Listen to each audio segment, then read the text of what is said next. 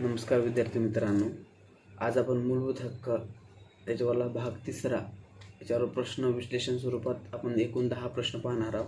तर आपण लेक्चरला सुरुवात करूया.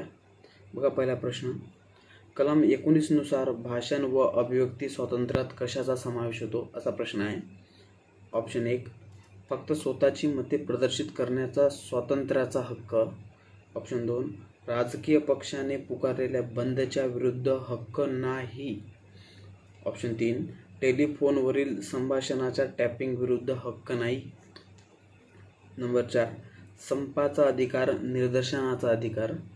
नंबर 5, सरकारी कामाची माहिती मिळवण्याचा अधिकार. बघा, आता पहिला ऑप्शन बघू आपण, फक्त स्वतःची मते प्रदर्शित करण्याचा स्वातंत्र्याचा हक्क. तर विद्यार्थी मित्रांनो, की स्वतःचं मत किंवा इतरांचं मत म्हणजे फक्त स्वतःचंच मत प्रदर्शित करण्याचा अधिकार नाही, तर स्वतःसोबत आपण इतरांचं मतसुद्धा प्रदर्शित करू शकतो. म्हणजे उदाहरणार्थ, आता जे काही वकील वगैरे केस लढवतात, हे आपलं स्वतःचं मत लढवण्याऐवजी ते काय करतात माहिती आहे का, ते आपलं मत म्हणजे आपले केस त्यांच्याकडे देतात, ते आपलं प्रदर्शित करण्याचा त्यांना अधिकार आहे. म्हणजे इथं असं स्टेटमेंट पाहिजे, स्वतःची तसेच इतरांची मते प्रदर्शित करण्याचा स्वातंत्र्याचा हक्क आहे आपल्याला. दुसरं ऑप्शन, राजकीय पक्षाने पुकारलेल्या बंदच्या विरुद्ध हक्क नाही. तर हे चुकीचं आहे मित्रांनो. बघा, कुठल्याही राजकीय पक्षाने एखाद्या वेळेला जर बंद पुकारला, तर त्या बंद पुकारल्याच्या विरुद्ध सर्वसामान्य नागरिकाला आपला मूलभूत हक्क आहे. राजकीय पक्षाने जे काही बंद पुकारला, त्या बंदला आपण विरोध करू शकतो राजकीय पक्षाने. टेलिफोनवरील संभाषणाच्या टॅपिंग विरुद्ध हक्क नाही. तर हे पण चुकीचं आहे. टेलिफोनवरील संभाषणाच्या टॅपिंग विरुद्ध आपल्याला अधिकार आहे, हक्क आहे, आणि आपला हा मूलभूत हक्क आहे. नाहीतर मग टेलिफोनवरील टॅपिंग प्रत्येकाची झाली असती, आणि जे प्रायव्हेसी आहे ती प्रायव्हेसी कुठल्याही प्रकारची प्रायव्हेसी राहिली नसती. म्हणजे मूलभूत हक्कांचं हनन झालं असतं. त्याच्यामुळे टेलिफोनवरील संभाषणाचा टॅपिंग विरुद्ध हक्क आहे. म्हणजे कोणालाही आपल्या टेलिफोनवरील आपण संभाषण करत असते वेळेस आपलं प्रायव्हसी ही सेक्युर राहणार आहे, कुठल्या प्रकारचे त्याच्यामध्ये लीक होणार नाही आहे. संपाचा अधिकार, तर मित्रांनो हे चुकीचं आहे. संपाचा अधिकार नाही आहे आपल्याला. बघा, जे काही शासकीय कर्मचारी किंवा निमशासकीय कर्मचारी असतात यांना संपाचा अधिकार नाही. निदर्शनं करू शकतो आपण, उपोषणं करू शकतो, आंदोलने करू शकतो, बरोबर आहे ना, परंतु संपाचा अधिकार हा नाही आहे. संपाचा अधिकार हा मूलभूत हक्कामध्ये समावेश होत नाही. सरकारी कामाची माहिती मिळवण्याचा अधिकार, हो बरोबर आहे. माहितीचा अधिकार त्याच्यासाठी लागू झालेला आहे की सरकारी कामाची माहिती मिळवण्याचा अधिकार हा आपला मूलभूत हक्क आहे. चला तर प्रश्न दुसरा पाहू आपण. योग्य विधान ओळखा. कलम 19 मधील 6 स्वातंत्र्याच्या हक्कांना राज्यसंस्था तसेच खाजगी व्यक्तीविरुद्ध संरक्षण प्राप्त आहे. दुसरं स्टेटमेंट, कलम 19 मधील हक्क नागरिक व परकीयांना लागू आहे. बघा विद्यार्थी मित्रांनो, योग्य विधान ओळखायचं आपल्याला.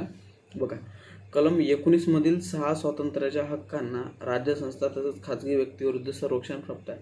बघा मित्रांनो, कलम 19 मध्ये एकूण आपले 6 स्वातंत्र्य दिलेले आहे. या 6 स्वातंत्र्य जे आहे आपले, या 6 स्वातंत्र्याचे जर हनन झालं,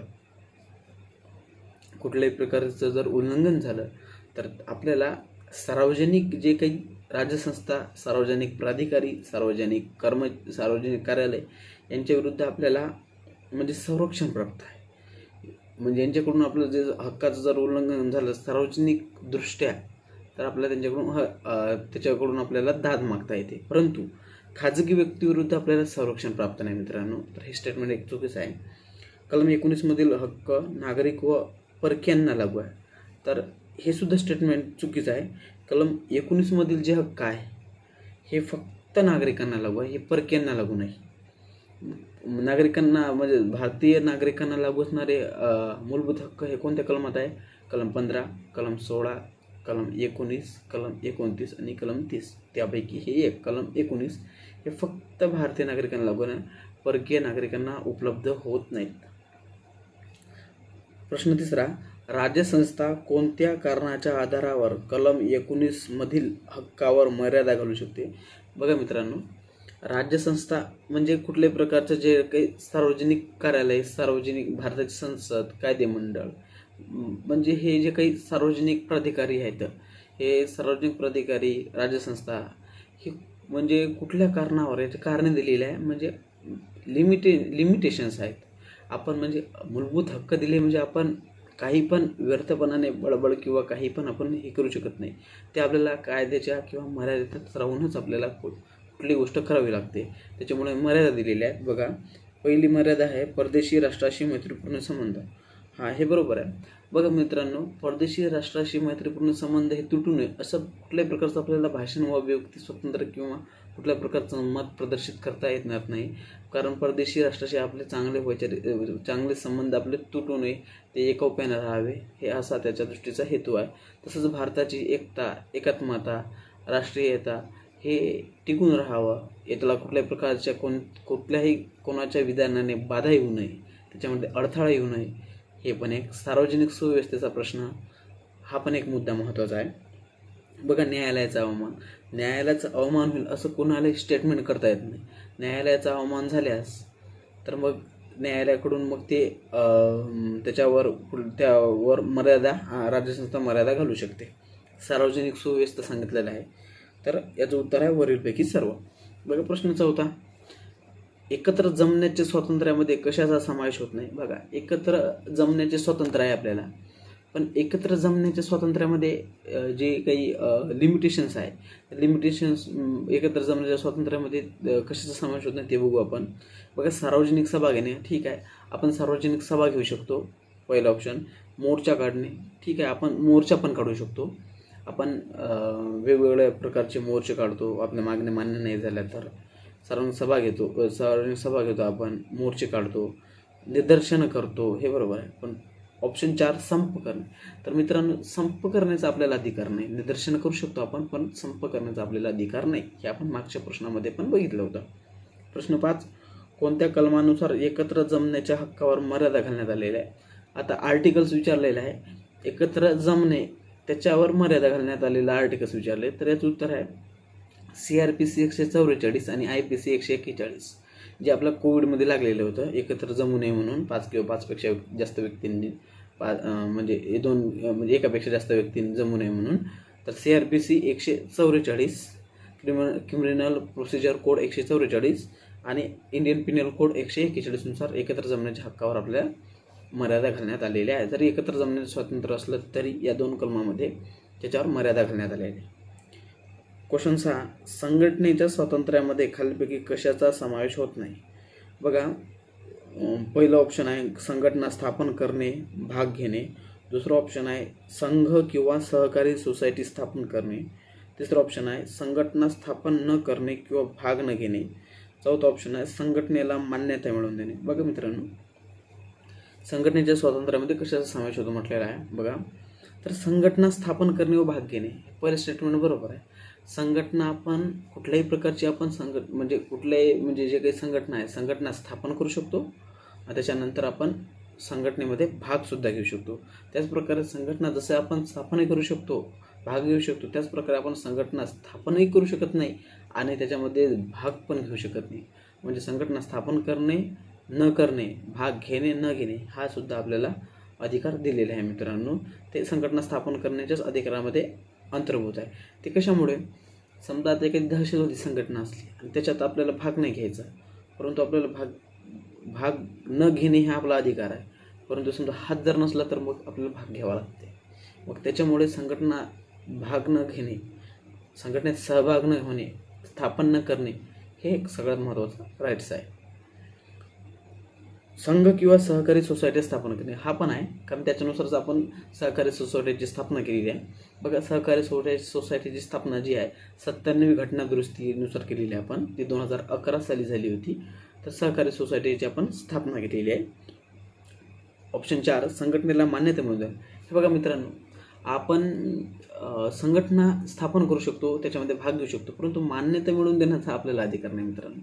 ते शासन स्तरावर ते ठरवून जाईल की या संघटनेला मान्यता द्यायची, तिचं रजिस्ट्रेशन करायचं की नाही करायचं, तर ते ठरवलं. कारण मान्यता मिळवून देण्याचा जर अधिकार असता तर उद्या दहशतवादी संघटना पण आपल्याला म्हणजे आपले संघटना म्हणून मान्य करून घेतले असते.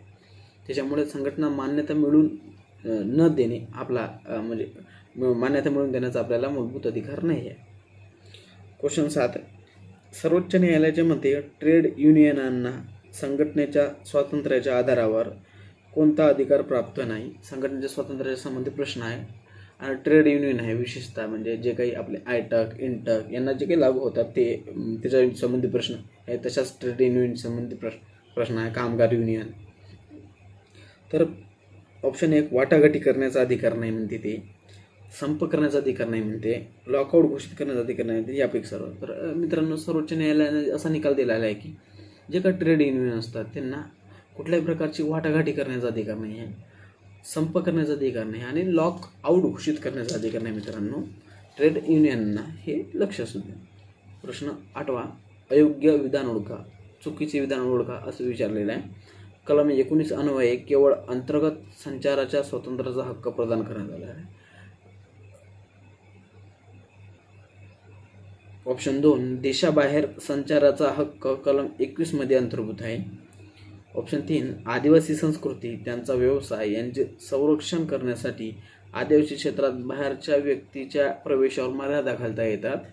आणि ऑप्शन 4, मुंबई उच्च न्यायालयाने एड्सग्रस्त व्यक्तींच्या संचारावर मर्यादा घालणे अवैध असल्याचा निर्णय दिला आहे. बघा तर मित्रांनो, पहिला पर्याय कलम 19 अन्वये केवळ अंतर्गत संचाराच्या स्वातंत्र्याचा हक्क प्रदान करा. हो, बरोबर आहे मित्रांनो. कलम 19 म्हणजे देशातल्या देशात संचाराचं स्वातंत्र्य आपल्याला आहे. कलम 19 नुसार म्हणजे आपण देशातल्या देशात कुठेही संचार करू शकतो. तर आपल्याला कोणतं कलम लागू होते संचार स्वातंत्र्यासाठी? तर कलम 19 होते. पण देशाबाहेर जर आपल्याला म्हणजे संचार करायचं असलं तर आपल्याला कोणतं कलम लागू होते? तर कलम 21 हे आपल्याला लागू होते. देशाबाहेर जर आपल्याला संचाराचं स्वातंत्र्य आपल्याला उपभोगायचं असेल तर कलम 21 आपल्याला लागू होते. आता आदिवासी संस्कृती जी असते आणि त्यांचा व्यवसाय यांचं संरक्षण करण्यासाठी ते अधिकारावर म्हणजे संचाराच्या स्वातंत्र्यावर मर्यादा घालू शकते. तर हे पण विधान बरोबर आहे मित्रांनो, कारण आदिवासी संस्कृती जपणं ही सगळ्यात महत्त्वाची बाब आहे. कारण त्यांच्या संस्कृतीच्या घटनेत उल्लेख दिलेला आहे, त्याच्यामुळे त्यांची संस्कृती जपणं, त्यांच्या आदिवासींचं रक्षण करणं हे आपलं म्हणजे मूलभूत कर्तव्यामध्ये दिलेलं आहे. त्याच्यामुळे तिथं मर्यादा घालू शकते. मुंबई उच्च न्यायालयाने एड्सग्रस्त व्यक्तींच्या संचारावर मर्यादा घालणे अवैध असल्याचे निर्णय दिला आहे. हे चुकीचं आहे मित्रांनो.